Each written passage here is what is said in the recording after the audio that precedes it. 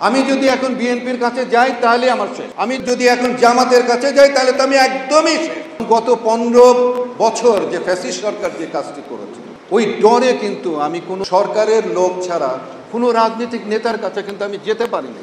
শুধু একটা ভয়ে যে আমাকে ট্যাগ লাগিয়ে দেবে। শুধু সরকার এককভাবে সড়ক দুর্ঘটনা রোধ করতে পারে না, কারণ আমাদের দেশের যে সিস্টেম, যে নিয়ম, রাজনৈতিকভাবে বিরোধী দলে যারা থাকেন তারা সরকারের সকল কাজে কিন্তু বিরোধিতা করে।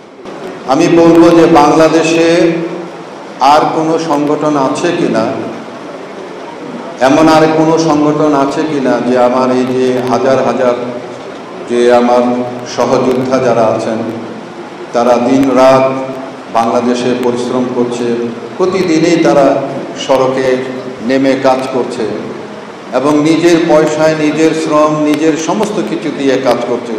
এরকম আরেকটি সংগঠন আপনারা কিন্তু দেখাতে পারবেন না। এদেশের মানুষকে ভালোবেসে, আমাকে ভালোবেসে, সংগঠনকে ভালোবেসে আমার এই সড়ক যোদ্ধারা এই কাজগুলো করে যাচ্ছে। নুরতাজে অর্ডার করে জিতে নিন গাড়ি, বাইক, আইফোন সহ কোটি টাকার পুরস্কার। অর্ডার করতে ভিজিট করুন nurtaj.com।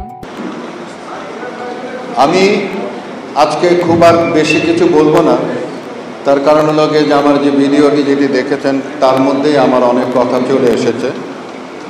কিন্তু আমি একটি কথা আমি অবশ্যই বলতে চাই, সেটি হলো যে আমি যেহেতু যে কথাটি বললাম যে আমি ইন্টারন্যাশনালি কাজ করছি, আমি হুয়ের সঙ্গে কাজ করছি, এশিয়ান ডেভেলপমেন্টের তাদের এক্সপার্ট হিসাবে, সড়ক রোড সেফটির এক্সপার্ট হিসাবে আমি কাজ করেছি।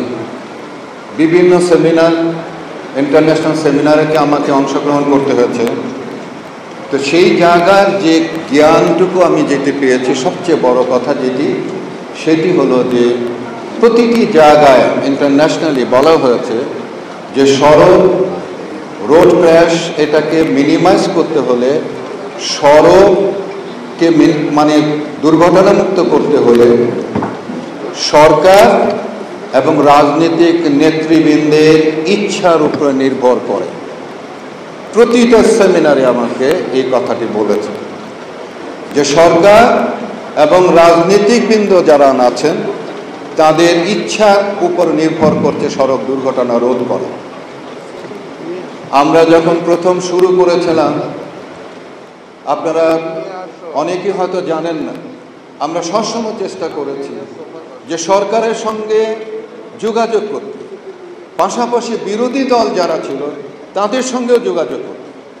তার কারণ হলো যে শুধু সরকার এককভাবে সড়ক দুর্ঘটনা রোধ করতে পারে না, কারণ আমাদের দেশের যে সিস্টেম, যে নিয়ম, সেটি হলো যে অনেক সময় রাজনৈতিকভাবে বিরোধী দলে যারা থাকেন তারা সরকারের সকল কাজে কিন্তু বিরোধিতা করে। তো যে কারণের জন্য আমরা চেষ্টা করেছি, সবসময় বলার চেষ্টা করেছি, এইটা হলো জাতীয় ইস্যু, মানুষ এখানে সড়কে মৃত্যুবরণ করছে। আপনারা অন্তত এই জায়গাটা অন্তত এক হন। সারা পৃথিবীতে দেখবেন যে জাতীয় কিছু ইস্যু থাকে, সেখানে রাজনীতিবিদরা এক হয়, কিন্তু আমরা কোনোদিন এক হতে পারি। আমি সবসময় চেষ্টা করেছি, অথচ অদ্ভুত ব্যাপার যে আমাকে কিন্তু সবসময় কিন্তু ট্যাগ লাগিয়ে দেওয়া হয়েছে। যখন আওয়ামী লীগ থেকে আমাকে বলেছে আমি জামাতের লোক, আমি বিএনপির লোক, আবার যখন বিএনপি থেকেছে তখন কিন্তু ট্যাগ লাগিয়ে দিয়েছে আমি নাকি আওয়ামী লীগের। এই ট্যাগের জন্য কিন্তু আমাদের যে কাজটা আমরা যেটা চেয়েছি কিন্তু সেইটা কিন্তু আমরা কোনোদিনই করতে পারিনি। এবং গত 15 বছর যে ফ্যাসিস্ট সরকার যে কাজটি করেছে, ওই ডরে কিন্তু আমি কোনো রাজনীতিক মানে সরকারের লোক ছাড়া কোনো রাজনীতিক নেতার কাছে কিন্তু আমি যেতে পারিনি। শুধু একটা ভয়ে যে আমাকে ট্যাগ লাগিয়ে দেবে। আমি যদি এখন বিএনপির কাছে যাই তাহলে আমার শেষ। আমি যদি এখন জামাতের কাছে যাই তাহলে তো আমি একদমই শেষ। এই ভয়ও কিন্তু আমি এই 15 বছর